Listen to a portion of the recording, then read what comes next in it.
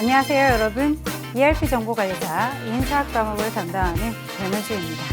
자, 이번 시간에는 지난 시간에 얘기해드렸던 것과 같이 소득세와 연말정산을 들어가 보도록 하겠습니다.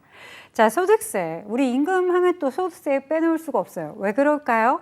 소득세가 무엇이기 때문에 개인이 벌어들인 소득에 대해서 과세하겠습니다. 그것이 바로 소득세이기 때문입니다. 자, 보시면 소득세의 특징부터 나와 있는데요.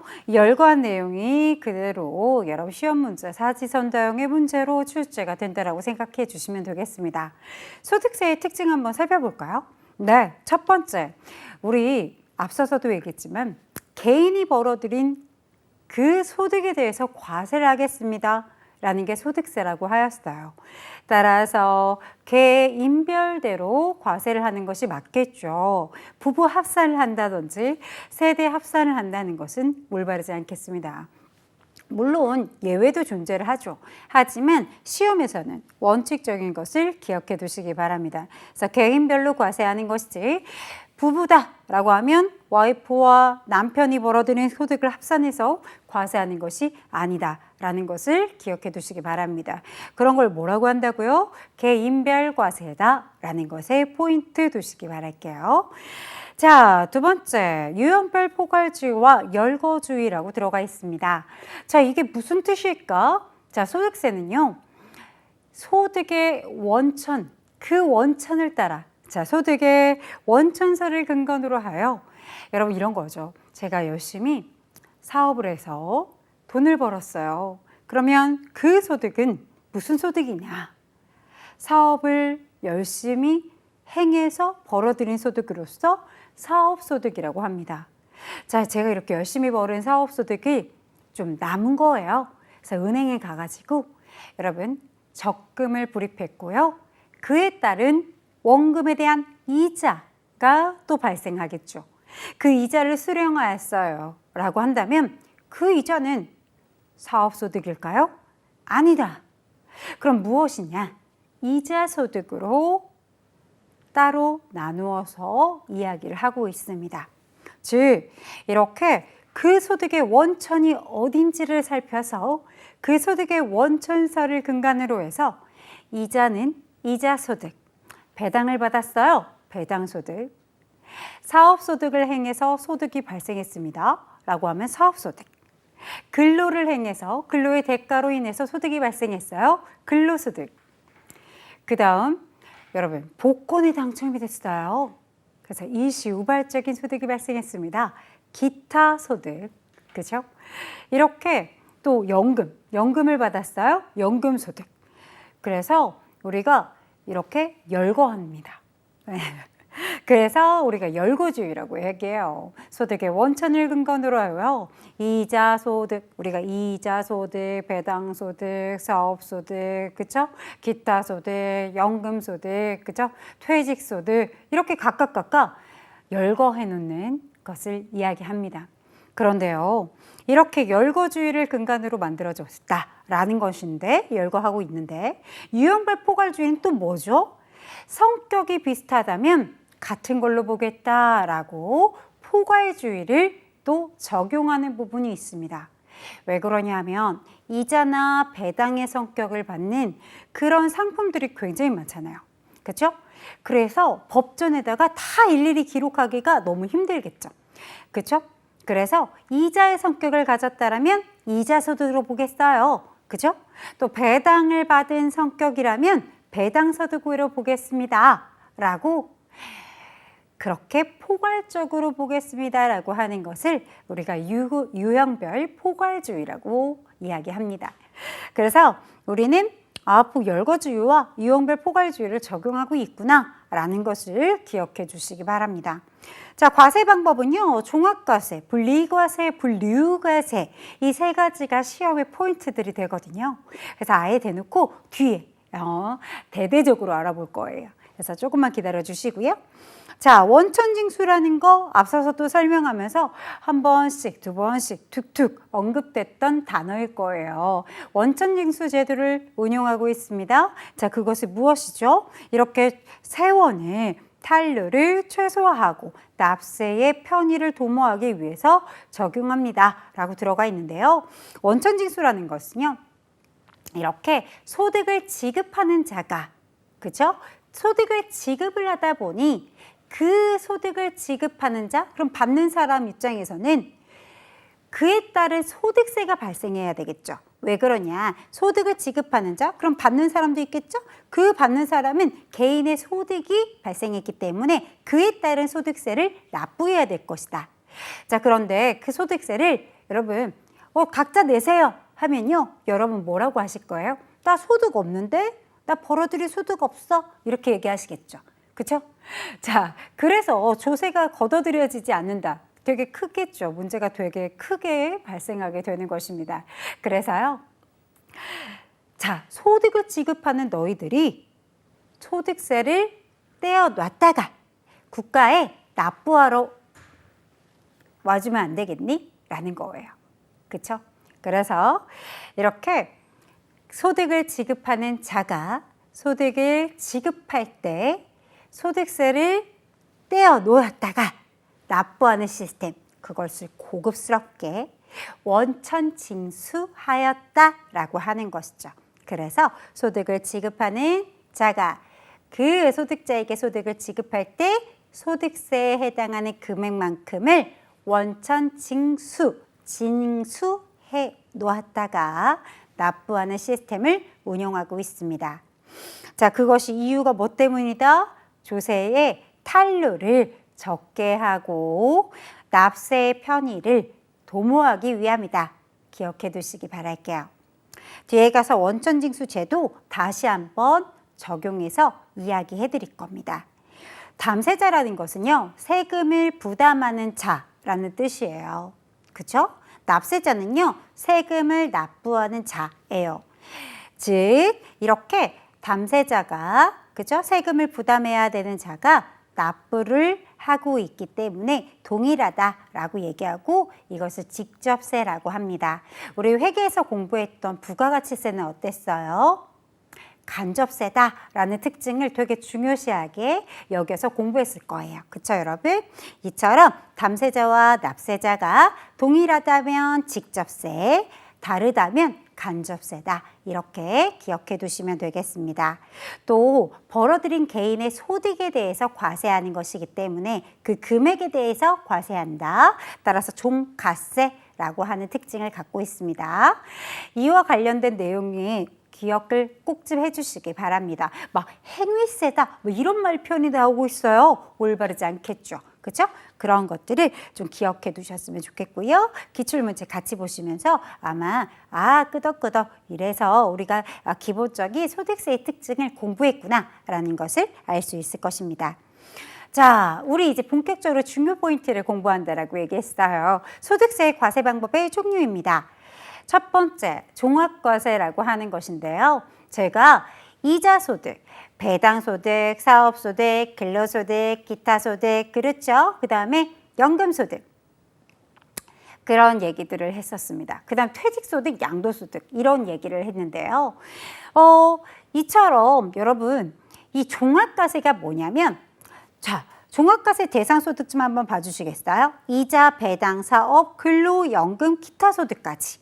이 친구들은 각각 1년 동안 벌어들인 소득에 대해서 합산을 하기가 돼요.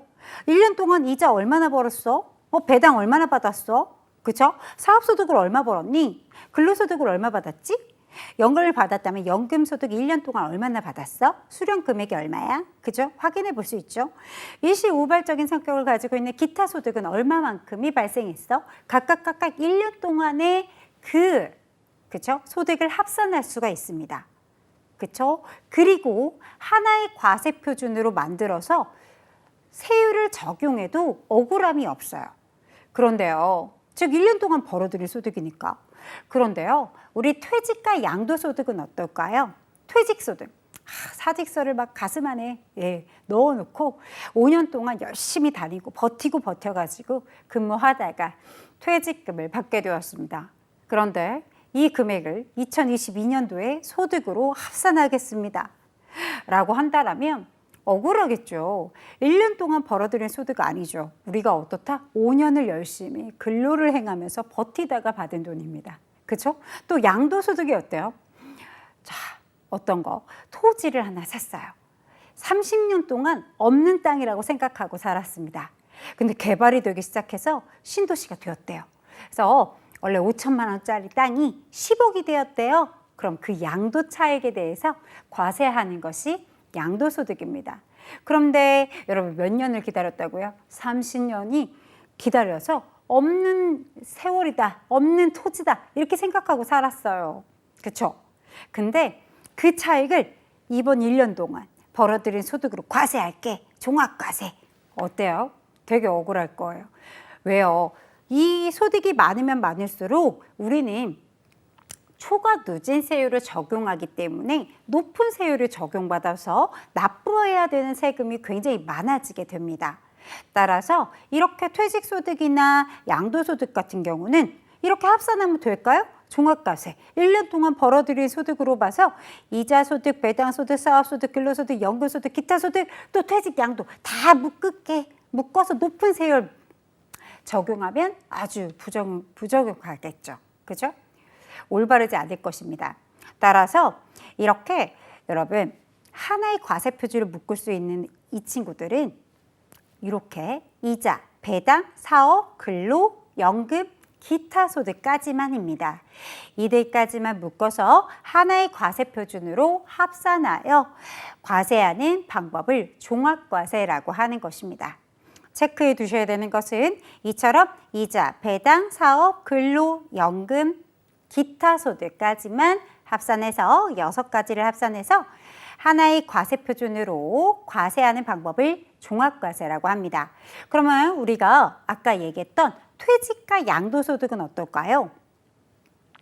자, 이렇게 분류과세합니다. 여러분 보세요. 이렇게 종합과세 대상에 합산을 시킨다고 하면 억울하다고 얘기했어요. 왜요? 수천 년도까지 여러분 여러 해를 기다리다가 만들어진 소득이잖아요. 그렇기 때문에 이런 말 표현을 씁니다. 합산하지 않습니다. 어디에? 종합과세 대상에 합산하지 아니하고 따로 각각 별도의 과세 표준을 계산합니다. 네, 각각의 별도의 과세 표준으로 계산하여 과세하는 방법을 이야기합니다. 그런 것을 무엇이라고 한다? 분류과세라고 합니다. 무슨 과세? 분류과세. 자, 그렇구나. 이의 대상이 바로 양도소득과 퇴직소득에 해당합니다. 꼭 기억해 두시고요. 그 다음에 분리과세라는 것이 존재합니다. 자, 분리과세라는 것은요. 원천징수 한 번으로 과세를 종결시키는 과세 방법이다 라고 기억을 해두시기 바랍니다. 자, 보셔요. 원천징수 한 번을 통하여 원천징수를 통하여 과세당국에 납부함으로써 납세 의무가 종결이 된다라는 말편이 들어가 있을 것이에요. 어느 소득에 그러한 것이 적용할 수 있는지 이에 대한 것을 한번 같이 봐주시면요. 2천만 원 이하의 금융소득 뭐가 되냐면 이자소득이나 배당소득을 우리가 합산해서 금융소득이라 부릅니다. 우리가 이자나 배당소득을 받아보신 적이 있을 텐데요. 5월 달에 종합소득세 신고까지 하셨나요? 자, 그렇다면 진짜 부자예요. 왜 그럴까요? 여러분 보세요. 이렇게 이자소득과 배당소득을 합산해서 2천만 원이 넘어가게 되면 5월 달에 종합소득세 신고를 해줘야 되지만 그렇지 않다라면 2천만 원 이하의 이자소득 우리가 뭐 한 5만 원 받았대요. 이자소득으로. 그렇다면 은행에서 원천징수 한 번으로 과세를 종결시키지 5월 달에 다시 한번 종합소득세 납부하세요 라는 것을 받아보신 적이 없을 거예요. 그렇죠 여러분? 그런 소득, 그 다음에 일용직 근로소득 일용근로자 얘기하는 것이고요. 연금소득, 그 다음에 복권 당첨소득. 여러분 복권 당첨 돼보셨어요? 네, 돼보셨어요? 진짜 좋겠어요. 그죠? 돼본 적이 없어서. 그러나 여러분 어떻다고요? 보통 우리가 2등에 당첨이 됐다라고 하면요. 은행에 가서 수령하시죠? 그렇죠? 그때 원천징수를 하잖아요. 당첨 금액이 얼마입니다 라고 하고요. 이에 대해 원천징수를 하고요. 나머지 잔액을 여러분들이 받게 되실 텐데요. 그 원천징수 후에 5월 달에 또 신고하나요? 아니라는 거예요. 종합소득세를 과세하지 않는다라는 것입니다. 그 소리는 확정신고를 안 해도 된다는 얘기거든요. 즉 이렇게 원천징수 한 번으로 과세를 종결시켜주는 것을 우리는 무엇이라고 한다? 분리과세. 이렇게 개념만 매칭해 주신다라면 어렵지 않게 여러분 정답 유추하실 수 있습니다. 어렵지 않게. 따라서 이렇게 분리과세, 분류과세 많이 헷갈려 하시니까요. 꼭 한번 다시 체킹하시고 넘어와 주세요. 자, 제가 아까 이런 얘기를 했어요. 소득세의 과세 기간과 확정신고 기간에 대해서 이야기할 건데요.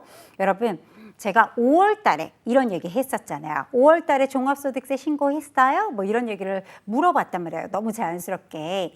바로 이 이야기로 연결시켜서 이야기해 드릴 수 있을 것 같아요. 즉, 여러분 벌어들일 소득이 과세 기간을 정해야 되잖아요. 1월 1일부터 12월 31일까지입니다. 즉, 여러분 2022년도 1월 1일부터 12월 31일까지 벌어들인 소득에 대해서 5월 달에, 그쵸. 5월 1일부터 5월 31일까지 이때 얼만큼 벌어들였는지에 대해서 과세 신고를 해줘야 돼요. 신고도 하시고 납부할 금액이 있다면 납부도 해줘야 된다. 그래서 확정신고 기한이 언제부터 언제까지다? 5월 1일부터 5월 31일까지다 라고 얘기를 한 것입니다. 그렇구나. 여러분 원칙입니다. 1월 1일부터 12월 31일. 예외가 많이 있을까요? 없습니다. 여러분 사망하는 경우와 출국 시 밖에 없어요. 그렇죠? 그래서 여러분 사망하는 경우에는 1월 1일부터 사망한 그 날까지 출국 시다. 잠시 놀러 갔다 올게요. 아니고요. 그렇죠? 출국 시는 아예 이민을 간다든지 이런 경우에 이렇게 출국 시점까지 1월 1일부터 출국 시점까지의 그 과세 기간으로 하여 뭐 할 것이다. 우리 벌어들인 소득이 있으면 납부하고 가셔야겠죠? 라고 하는 것이 되는 것이죠. 그래서 그렇구나. 여기 우리는 원칙적인 것만 명확하게 기억하고 계셔도 충분합니다. 자, 그럼 이제 우리가 보다 더 세밀하게 알아볼게요 라고 했던 원천징수 제도에 대해서 살펴볼 건데요. 원천징수라는 것은 여기 소득 또는 소득 금액을 지급하는 자가 원천징수 의무자라고 얘기합니다. 소득을 지급하는 자 뭐라고 한다고요? 원천징수 의무자라고 얘기하고요. 이렇게 원천징수 의무자가 금액을 지급할 때, 즉 소득을 지급할 때 그 상대방이 내야 하는 세금을 국가를 대신하여 여러분 뭐 해준다? 징수해 주세요. 그리고 납부해 주세요. 그렇죠? 네, 상대방이 내야 할 세금을 국가를 대신하여 징수하고 납부하는 조세의 징수 방법을 우리가 원천징수라고 얘기합니다. 자, 완납적인 원천징수라고 하는 것은 중요 포인트가 여기에 있습니다. 원천징수 한 번으로 납세 의무가 종결이 된다라는 거 포인트가 되어야 하겠습니다. 이와 관련된 내용들에 보시면 분리과세가 되는 이자소득이다, 배당소득이다, 기타소득이다 이런 말표현들이 들어가 있고 일용직 근로자들의 그 근로소득이 바로 원천징수 한 번으로 과세를 종결한다 라는 그 완납적인 원천징수의 대표적인 예들이 되겠습니다. 이렇게 간략하게만 살펴보고 넘어가 주세요. 자, 예납적 원천징수라는 것은요. 원천징수 한 번으로 과세가 종결되는 것이 아니라 그쵸? 확정신고, 언제? 5월 달에 납부해야 되는 그 세액에 대해서 예비 납부적인 원천징수를 행했다라는 뜻이에요. 즉, 그래서 여러분, 우리가 월급여를 받을 때 달달이 소득세를 계산하고 그 달달이 해당하는 그 소득세를 원천징수 당하잖아요. 그쵸, 여러분? 그 성격을 생각해 주시면 딱 결합이 되기 좀 쉽습니다. 그쵸? 왜냐하면 이렇게 달달이 원천징수를 당하지만, 그쵸? 우리가 월급 받을 때 원천징수를 당하죠? 당하고요. 그게 끝이 아니라 우리 2월 달에 뭐 해요? 근로자라면 2월 달에 연말정산 하시잖아요. 그쵸? 연말에 다시 한번 정산해 볼게. 그래서 1년 동안 총 납부한 그 세액과 진짜로 내가 납부해야 되는 세액을 다시 한번 정산하는 연말정산을 통해서 확정하잖아요. 그죠? 그렇기 때문에 이렇게 예납적 원천징수라는 것은 이렇게 내가 달달이 원천징수 당한 것을 생각해 보시면 되겠습니다. 그걸로 끝이 아니었어요. 연말정산까지 마무리가 되어야지 끝나는 거였잖아요. 그쵸? 이렇게 매칭하면서 기억해 주시면 아마 이 내용이 어렵지 않게 도달이 될 것입니다. 자, 그 다음에 원천징수 납부 세액에 대해서 이야기해 보도록 하겠습니다. 원천징수한 세액에 대해서 납부는 언제 해야 될까요? 라고 한다면 여러분 소득 지급일이 속한 달의 다음 달 며칠 10일이라는 것에 포인트 두세요. 자, 지급일이 속하는 달의 다음 달 10일입니다. 그럼 만약에 지급일의 그 달이 언제냐? 5월 2일이더라. 자, 5월 2일 날 지급을 하였다. 그렇다면 그 지급일이 속한 달이 5월이기 때문에 그 다음 달 며칠 6월 10일 날까지 그 세액을 납부해 주시면 됩니다. 어디 가서요? 여기 써있죠. 관할 세무서 또는 금융기관에 가서 납부해 주세요. 라고 들어가 있는 부분을 보실 수가 있겠습니다. 그래서 원천징수세액 납부해야 되는데 언제 하나요? 여러분 중요한 포인트는 지급일이에요. 소득의 지급일에 포인트 두시고요. 다음 달 며칠? 다음 달 10일. 여러분 말일날에 대해 납부한다 막 이렇게 써 있어요. 그렇구나. 기출문제 그렇게 나올 거구나 라고 예측이 가능하실 겁니다. 그래서 다시 한번 다음 달 10일 꼭 기억해 두시기 바랄게요. 자, 그렇구나. 우리 실기에서도 보실 수 있는 뭐가 있어요? 반기별 납부가 있어요. 그래서 그렇구나. 세무서장에게 승인받은 6개월마다 한 번씩 납부하는 것들 있죠? 네, 6개월마다 반기별 납부도 가능하다라는 거 알고 계셨으면 좋겠고요. 자, 원천징수와 관련된 서류 살펴보도록 하겠습니다. 자, 원천징수 영수증입니다. 여러분, 원천징수 의무자가 소득자에게, 그죠? 소득을 받는 자에게 소득을 지급했다는 것을 증명하기 위해서 누구에게? 소득자에게 지급해 주는 거예요. 소득자에게 이 서류를 주는 것을 얘기합니다. 그 소득 금액에서 이렇게 원천징수했어 라는 것을 보여주는 증빙으로 봐주시면 되겠죠. 그렇구나 라는 것을 체크해 주실 거고요. 그 다음 두 번째, 지급 명세서로 넘어가 보실 건데요. 지급 명세서라는 것은 원천징수 의무자와 소득자의 인적 사항부터 시작하여 소득 금액이 얼마였고 시기가 언제였는지 이런 것들을 다 기재한 과세 자료를 이야기한다라고 보시면 되겠습니다. 자, 원천징수 의무자는 소득세를 원천징수했다라는 그런 사실과 내용을 지급 명세서에다가 적어서 누구에게? 세무서에 제출해 줘야 된다는 거 포인트 잡아주시면 좋겠고요. 사실은 현실에서는 지급 명세서 굉장히 중요도가 있잖아요. 그래서 한 번 더 체크 포인트 가져가 주시기 바랄게요. 자, 그 다음에 우리 시험에서는 이 부분이 매우 중요합니다. 반짝반짝. 자, 원천징수 이행상황 신고서입니다. 우리 그렇죠. 실무 시험에서도 여러분 꼭 필요한 내용이 원천징수 이행상황 신고서잖아요. 그렇죠? 이렇게 원천징수 이행상황 신고서라는 거는 기업에 한 달 동안 소득을 지급하는데요. 근로소득만 있는 게 아니거든요. 그렇죠? 그래서 사업소득이라든지 근로소득이라든지 기타 등등의 소득들이 여러 가지 있을 것이고 그 소득을 지급하는 제가 기업이니까 그 자인 기업이니까 기업 입장에서는 여러 소득을 지급하게 될 것이고 그에 따라 각각 다른 소득에 대한 소득세를 원천징수 해놓게 되겠죠. 그쵸? 그것을 정리한 표가 바로 원천징수 이행상황 신고서입니다. 저 이렇게 원천징수 이행했어요. 그쵸? 이렇게 생각해 주시면 조금 더 쉬울 것 같아요. 즉 원천징수 의무자는 소득 지급일을 다음 달 며칠까지 다음 달 10일까지 원천징수한 그 세액을 납부함과 동시에 원천징수 이행상황 신고서도 같이 세무서에 제출해야 한다는 포인트 같이 가져주셔야 되겠어요.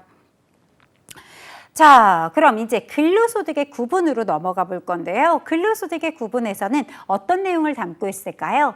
네, 바로 근로소득이 있으면 비과세 근로소득에 대해서 시험 문제로 출제가 돼요. 여기서 보시다시피 근로소득은 제가 등이라고 표현했는데요. 근로를 체감함으로써 받는 여러분 수당, 상여, 급료, 봉급 이렇게 표현이 되고 있지만 대가의 급여죠. 그죠? 네. 그 다음에 주총을 통해서, 그쵸? 네, 결의에 따라서 상여로 받게 되었습니다. 이 또한 마찬가지로 근로를 행했기 때문에 받는 소득으로서 근로소득으로 들어가야 합니다. 자, 법인세법에 따라서 뭐라고 보겠다? 법인세법상 이건 상여야. 그쵸? 그러면 상여 또한 뭐니까? 근로소득이니까 근로를 행해서 받게 된 소득이기 때문에 당연히 근로소득으로 들어가죠. 자, 그 다음에 업무를 위해서 사용된 것인지 아닌지 모른대요. 불명확하대요. 그런 기밀비라든지 교재비라든지 판공비에 해당한다라면 싹 다 근로소득으로 볼게. 이렇게. 자, 종업원이 받는 공로금, 위로금, 이런 학자금, 장학금 모두 다 근로소득 중에 하나다라고 봐주실 거고요. 여러분, 이름이 각기 다르죠. 각종 수당들이 언급되어 있지만 다 근로의 대가성으로 받고 있는 것이기 때문에 근로소득으로 구분합니다. 자, 이렇게 등이라고 들어가 있어요, 마지막에. 그렇다면 이것 말고도 정말 많아요. 이런 얘기죠. 그렇다면 시험 문제로는 이렇게 근로소득의 종류를 물어보는 것이 아니라, 그렇죠? 만약 근로소득의 종류를 물어본다라고 하더라도 근로소득을 쭉 나열해놓고 비과세 근로소득에 대해서 언급을 해놓는 거죠. 그래서 과세되지 아니하는 근로소득은 하고 묻는 그런 문제가 출제가 될 것입니다. 그래서 저는 포인트를 잡아드리자면 비과세 근로소득 쪽에서 여러분 학습을 조금 더 강하게 해주시기 바랄게요. 그래서 첫 번째 나와 있는 게 자가운전 보조금, 아주 강하게 포인트가 들어가 있네요. 자, 월 20만 원 한도로 비과세 적용해 주겠다라는 것입니다. 과세하지 않을게 라는 뜻이잖아요. 그러면 월 20만 원 한도로 비과세를 적용하는데 아무나 모든 사람에게 다 적용해 주는 것이 아닙니다.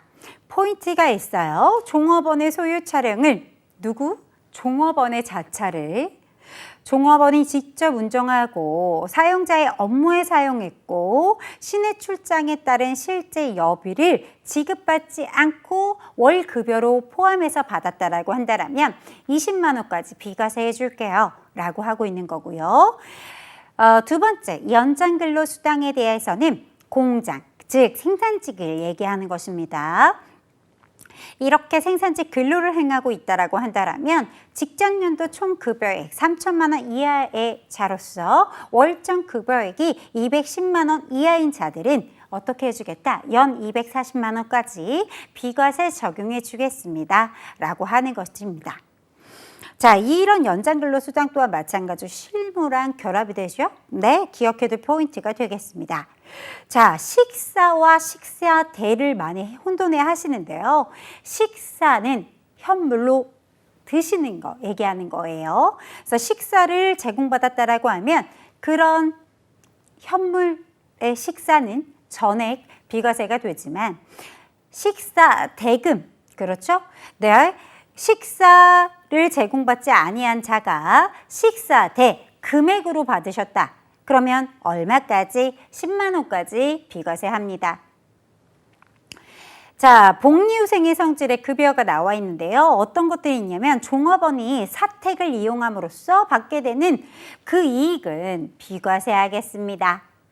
또 중소기업의 중소기업의 종업원이 포인트가 되겠습니다. 그래서 중소기업의 종업원이 주택을 구입하고 임차 자금을 저리 또는 무상으로 대여받음으로써 얻었던 이익이 있다면 이 또한 비과세하겠습니다. 자, 그러면 중요 포인트는 제가 포인트 드렸으니까 그런 포인트를 더 깊게 알아두셔야겠죠? 자, 기타 비과세 중에서 봐봐요. 언급될 수 있는 비과세를 제가 포인트를 넣었어요. 그 소리는 지금 이렇게 체크한 이 포인트들을 조금 더 주되게 기억해 두시는 게 좋겠습니다. 여러분, 산업재해보상보험법에 따라서 요양급여, 휴업급여, 장애급여, 간병급여, 유족급여 어때요? 사망에 따른 이런 말표현들이 막 들어가 있거든요.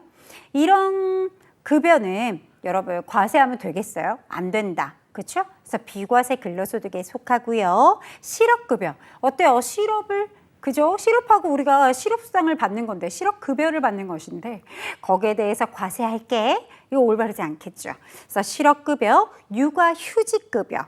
유각이 근로단축해서 급여 받는 거 있거든요. 아주 작게 받는 금액들이 있어요. 그래서 그런 금액에 대해서 과세하면 되겠어요? 안 된다라고 얘기하고 있는 것이고요. 근로자 또는 배우자의 출산이나 6세 이하의 자녀의 보육과 관련해서 10만 원까지 월 10만 원 이내의 금액은 뭐 하겠다? 비과세하겠습니다. 라고 하는 것입니다. 그래서 이렇게 구분 지어 주시기 바랄게요. 구분 지어서 기억해 두셔야 문제 푸는데 원활하다. 이런 이야기를 드릴 수 있겠습니다. 자, 우리 연말정산 쪽으로 넘어가 볼까요? 원천징수 의무자가 근로자에게 지급한 총 급여액에 대한 여러분 근로소득세를 종합소득의 방법으로 세액을 정확하게 계산해서 확정한 후 매월 급여 지급할 때 제가 뭐라 그랬죠? 간이세액표에 의하여 원천징수 당한다라고 얘기했어요. 달달이 그 소득분에 대해서 소득세를 먼저 원천징수 당했죠. 그것을 어떻게? 이 12달치를 다시 한번 계산해 줍니다. 연말에 다시 한번 정산해 본대요. 연말정산 얘기하는 것입니다. 연말에 다시 한번 정산해서 내가 이렇게 달달이 12달 납부한 금액, 토탈의 합계 금액하고 비교하는 거죠. 여러분 1년 동안 내가 내야 하는 소득세가 근로소득으로 벌어들여서 그에 대한 소득세가 12만 원이라고 해보도록 하겠습니다. 12만 원이더라. 연말을 계산해 보니까 12만 원이더라. 그런데 달달이 납부한 거 토탈적으로 확인해 보니까 15만 원을 납부했더라. 그렇다면 마이너스가 뛰겠죠. 환급세액을 받게 되는 것이다. 그래서 마이너스 3만 원 환급세액 받게 되실 거고요. 내가 1월부터 12월 달까지 급여 받을 때 원천징수된 그 소득세를 합산해 보니 얼마더라? 10만 원밖에 납부 안 했네. 그렇다면 지금 다시 한번 연말에 정산을 해봤더니 얼마다? 확정된 소득세는 12만 원이니까 어떻게 줘야 돼요? 더 2만 원만큼 더 납부를 많이 해야 되겠죠. 자, 추징을 당하죠. 2만 원만큼 더 납부하게 되는 일도 존재합니다. 그래서 환급 또는 부족한 부분에 대해서는 여러분 납부를 추가적으로 더 징수하게 되는 추가 납부를 하게 되게 됩니다. 자, 그에 대한 것을 얘기하죠. 그래서 여기에 이렇게 매월 급여를 지급 시에 간이세액표에 의하여 이미 원천 징수하여 납부한 세액과 비교한 후 과부족을 정산하는 절차를 우린 연말정산이라고 얘기합니다. 라는 정형화된 표현을 기억해 두시기 바랄게요. 자, 연말정산에 우리가 살펴봐야 하는 내용들을 보시면 연말정산의 의무자가 누구냐? 근로소득을 지급하는 자. 저는 그래서 지급하는 자라는 표현을 한 이유가 뭐냐면 모든 개인과 모든 법인으로 나눠져 있기 때문이죠. 자, 그래서 근로소득을 지급하는 자는 연말정산 의무자가 되겠습니다. 자, 그 다음에 연말정산 언제 한다고요? 여러분, 연말정산은요, 다음해 2월. 그렇죠? 2월 말일까지 연말정산 해주시는 거예요. 신고납부 기한은 다음에 3월 10일 얘기하는 거죠. 그래서 다음 달 10일인 거죠. 연말정산 2월 말까지 정리하시고 3월 10일 날까지 신고납부 해주시면 되겠습니다. 자, 2개 이상의 근로소득이 있는 경우에 연말정산은 어떻게 해야 될까요? 종된 근무지의 근로소득의 원천징수 영수증을 받아서 지금 근로하고 있는 주된 근로지에, 그죠? 근무지에 원천징수 의무자에게 제출하시면 됩니다. 자, 그렇구나. 그렇게 해요. 여러분 뭐 해주면 돼요? 통합적으로 연말정산 해주시면 됩니다. 자, 그 다음에 요 중요 포인트가 있어요. 무엇이죠? 연말정산 시 근로자 제출 서류가 존재하는데요. 그 제출 서류를 시험 문제로 매우 많이 출제가 됩니다. 우리 연말정산할 때요, 우리가 소득공제와 세액공제를 받을 건데요. 이렇게 근로소득 공제에 대한 신고서, 그 다음 기부금 세액공제 받고 싶어요. 의료비 세액공제 받고 싶어요. 신용카드 소득공제 받고 싶어요. 그죠? 그렇다면 이에 따른 이런 명세서, 지급명세서, 소득공제 신청서 이런 증빙들을 제출해 줘야 된단 말이에요. 이런 서류들을. 그렇죠? 네, 그에 대한 이야기를 하고 있는 거고요. 그래서 가장 근로자들이 제출해야 되는 내용들이 여기에 기록되어 있는 거고요. 그럼 시험 문제 어떻게 나올까요? 근로자들이 제출해야 되는 서류가 아닌 것을 고르시오. 이런 식의 문제 처리가 출제되고 있습니다. 근로자들이 제출하지 않는 서류는 뭐가 있어요? 원천징수 이행상황신고서, 아주 대표적인 것이죠. 왜요? 원천징수 의무자들, 즉 소득을 지급하는 자들이 제출해야 되는 서류잖아요. 그렇죠, 여러분? 꼭 사지선다형에 사지선다형 동그라미 3번과 4번에 혹은 2번에 꼭 섞여 있습니다. 원천징수, 의무자, 원천징수, 이행상한 신고서 이렇게 꼭 기억해 두세요. 가세표준 및 세액의 계산의 구조를 살펴보면요. 종합소득세액의 계산 구조입니다. 자, 앞서서 얘기한 것처럼 이자, 배당, 사업소득, 근로소득, 연금소득, 기타소득 이들의 소득을 각각 다 합산을 합니다. 종합소득 금액이 되겠죠? 네, 이 모든 소득을 합산하면 종합소득 금액이 될 거고요. 그리고 이런 종합소득 금액에서 여러분 종합소득 공제 우리가 인적 공제라는 것을 배우게 될 텐데요. 이런 인적 공제라든지 특별소득 공제라든지 이런 것들을 공제를 받게 됩니다. 이런 공제를 받아서 우리는 무엇을 계산하죠? 하나의 과세표준으로 만들게 되는 것입니다. 하나의 과세표준이 만들어졌다면 그에 따른 세율을 곱하게 되겠고요.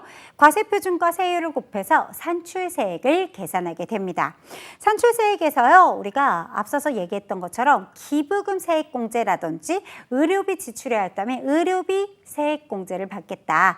이런 공제들의 금액이 있다면 세액공제를 빼주고요. 감면받을 것이 있다면 감면세액도 빼줍니다. 빼주면 우리가 종합소득의 결정세액이 만들어지게 되는 것이고요. 결정세액이 만들어졌으면 거기에서 가산세라든지 이미 납부한 세액은 어떻게 해준다? 빼준다. 기납부세액이라고 들어가 있을 거예요. 기납부세액은 차감해서 결국 내가 차감 납부할 세액이 만들어지는 것이다. 이런 흐름으로 만들어진다라는 것이고요. 사실은 시험장에서는요. 여러분들의 중요 포인트는 바로 인적 공제가 무엇인지를 알아보는 것을 중요도를 갖습니다. 따라서 넘어가서 우리 종합소득 공제에 인적 공제에 대한 이야기가 들어가 있습니다. 그래서 인적 공제라는 것은요. 기본 공제와 추가 공제를 이야기하는 것인데요. 인적 공제라는 것은 기본 요건을 충족해야 됩니다. 어떤 요건이 있냐면 연령의 요건이 존재하는데요. 연령 20세 이하 또는 60세 이상이어야 하고 소득금액의 합계금액이 얼마? 100만 원 이하여야 한다. 총급여만 순수 총급여만 500만 원 이하의 근로소득이 있다라면 이렇게 기본의 요건을 충족한 것으로 보겠다라는 거고요. 이런 요건을 모두 다 충족했다라고 한다라면 기본공제에 그 기본공제 대상자의 수를 세울 거예요. 그래서 한 가족에 와이프와 뭐가 있어요? 남편이 있어요. 자, 남편이 만약에 소득자다라고 했을 때 나의 와이프와 나의 아이들이 있다. 아이들이 나의 기본공제 대상자에 들어가게 된다라면 수를 세게 되죠. 본인, 그 다음에 와이프, 그 다음에 누가 있겠어? 아기 1명, 2명, 자녀 2명이 있다면 총 몇 명? 4명이 될 것이고요. 4명 곱하기 150만 원 하여 기본 공제액을 계산하게 됩니다. 물론 이 4명은요. 앞서서 얘기했던 것처럼 연령이라든지 그쵸? 소득금액의 합계금액이 100만 원 이하거나 그쵸? 또는 그 총급여가 500만 원 이하인 자들만 해당이 되겠죠. 그렇죠? 추가 공제로는요. 여러분 경로 우대자 공제, 그다음 장애인 공제, 부녀자 공제, 한부모 소득 공제 이렇게 나뉘어져 있는데요. 이런 추가 공제는 앞서서 언급했던 기본 공제 대상자에 해당해야지만 추가 공제를 적용받습니다. 자, 경로 우대자 공제라고 한다라면 앞에도 언급 다시 한번 되어 있을 거예요. 기본공제 대상자 중에 나이가 어떻다고요? 70세 이상인 자, 이들에게 100만 원만큼 추가 공제해 줄게 라고 되어 있는 거고요. 장애인 공제는요. 기본공제 대상자에 해당하는 자 중에 장애인에 해당한다라면 200만 원 더 추가 공제해 줄게 라고 들어가 있는 거고요. 부녀자 공제는 조건이 있습니다. 과세기간의 종합 소득 금액의 합계 금액이 얼마요? 3천만 원 이하의 거주자로서 본인이 배우자가 없는 여성으로서 부양가족이 있다거나 그죠? 부양가족이 있는 세대주이거나 또는 배우자가 있어요. 배우자가 있는데 맞벌이 이렇게 얘기하면 조금 더 쉽게 와닿을 것 같아요. 배우자가 있지만 내가 맞벌이 여성으로서 뭐 하고 있대요? 일을 하고 있다라고 한다면 50만 원 추가 공제 해줄게 라고 나타나고 있는 것입니다. 자, 한부모 소득공제는요. 배우자가 없어요. 그렇죠? 그래서 이렇게 한부모 소득공제는 사실은 이 부녀자 공제 역차별 아니냐, 왜 여성들에게만 적용되느냐 해서 만들어진 거기도 한데요. 그러다 보니까 이렇게 부녀자 공제와 한부모 공제는 중복 적용 절대 안 된다라는 거 포인트로 잡고 가셔야 되겠고요. 자, 배우자가 없어요. 근데 부양해야 되는 부양 자녀가 존재한다. 이럴 때 우리 100만 원 추가 공제 됩니다. 그래서 중복으로 적용이 되진 않으니까 주의해 주시기 바랄게요.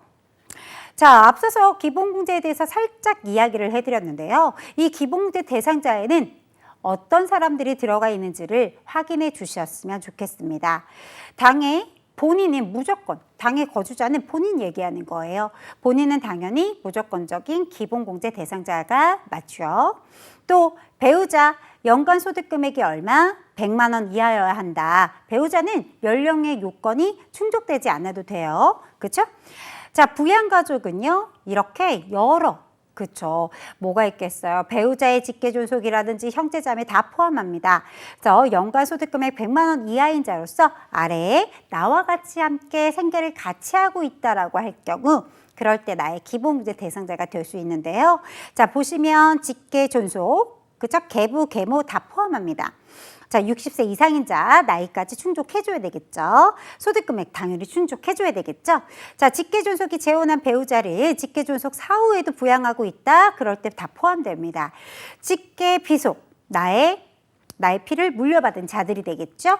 네, 그래서 이런 자녀들을 생각해 보시면 되겠는데요. 재혼했다라고 하면 배우자의 비속 또한 다 포함입니다. 또한 동거, 입양자 다 포함되고 있다는 거 기억해 두시면 되겠고요. 형제자매는요. 20세 이하 또는 60세 이상의 나이 조건 꼭 그렇죠. 성립해 줘야 되겠고 앞서서도 얘기했죠. 소득금액 다 성립해 주어야 하겠습니다. 자, 기초생활수급자 6개월 이상 양육한 위탁아동 그렇죠. 이런 자들도 다 나의 기본공제 대상자에 들어올 수 있습니다. 자, 문제 풀어보도록 하겠습니다. 다음에 소득세의 특징으로 적절하지 않은 것을 골라주세요 라고 들어가 있어요. 여러분 딱 봤을 때 문제가 바로 들어오죠. 여러분 행위세라니요. 말이 안 돼요. 정답 몇 번? 4번입니다. 라고 얘기해 주실 수 있겠죠. 나머지 1번, 2번, 3번은 죄다 우리가 처음에 특징으로 살펴봤던 내용이기 때문에 어렵지 않게 도달할 수 있을 것 같고요. 다음 중 보기가 설명하는 과세 방법은 무엇인가요? 라고 들어가 있습니다. 자, 보기 읽어볼까요? 기준 금액 이하의 금융소득, 일용 근로자 소득입니다. 소액연금, 복권 당첨 소득에 대해서 원천징수로 여러분 원천징수 한 번으로 납세의무를 종결짓고 있어요. 여러분 뭘까요? 정답 몇 번? 분리과세라고 공부했던 거죠. 정답 2번입니다. 라고 처리하고 넘어오실 수 있겠고요.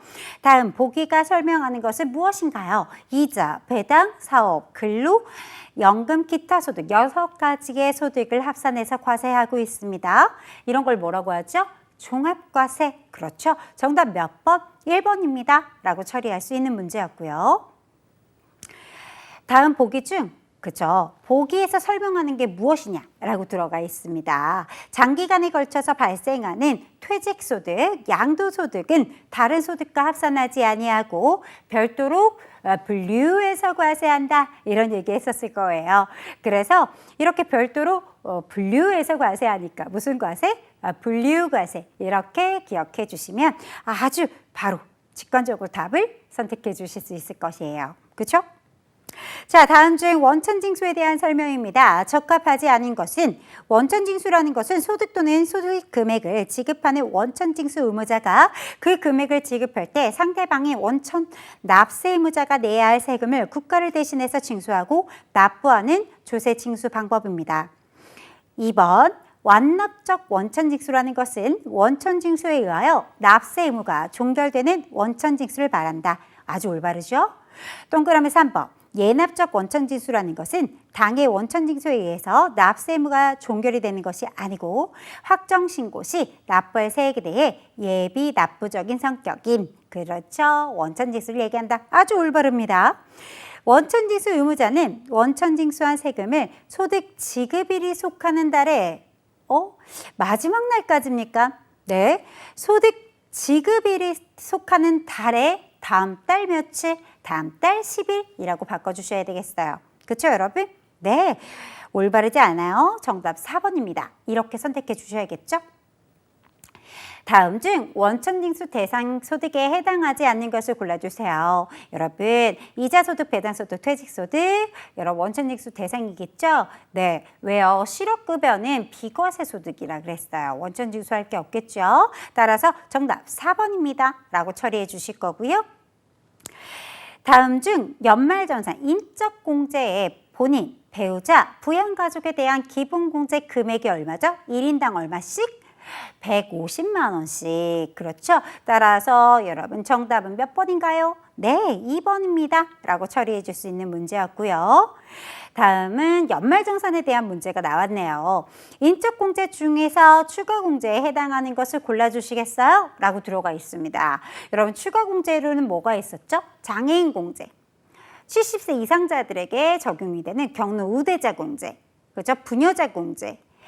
한부모, 그렇죠. 한부모 공제 이렇게 있었어요. 바로 나왔네요. 정답 몇 번? 4번입니다. 라고 얘기해 주실 수 있겠죠? 좋습니다.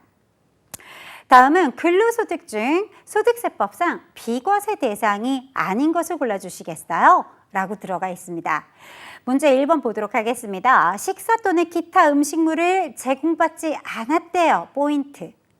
제공받지 않고 근로자가 받은 월급이요. 얼마? 10만 원이 들어가 있다는 얘기죠. 식사, 대금. 그쵸? 네, 비과세 적용되죠? 네, 좋습니다. 만약에 여러분 식사를 제공을 받았고 월 급여에 5만 원 추가적으로 급여에 포함돼서 받았대요. 그렇다면 어떨까요? 여러분 식사를 제공을 받았잖아요. 받고 추가로 받은 것은 단 100원이든 1000원이든 만원이든 더 받은 돈은 죄다 과세가 됩니다. 네, 10만 원 이내잖아요. 적용 안 됩니다. 현물로 이미 제공을 받았다라고 한다면 그 후 내가 식사대에 얼마를 받았던 간 죄다 과세가 된다는 것을 기억해 두시기 바랍니다. 자, 고용보험에 의하여 받는 실업급여 비과세죠. 그죠, 여러분? 6세 이하의 자녀의 보육과 관련해서 받는 급여, 육아수당 10만 원까지 비과세 처리한다라고 얘기했었죠. 좋습니다.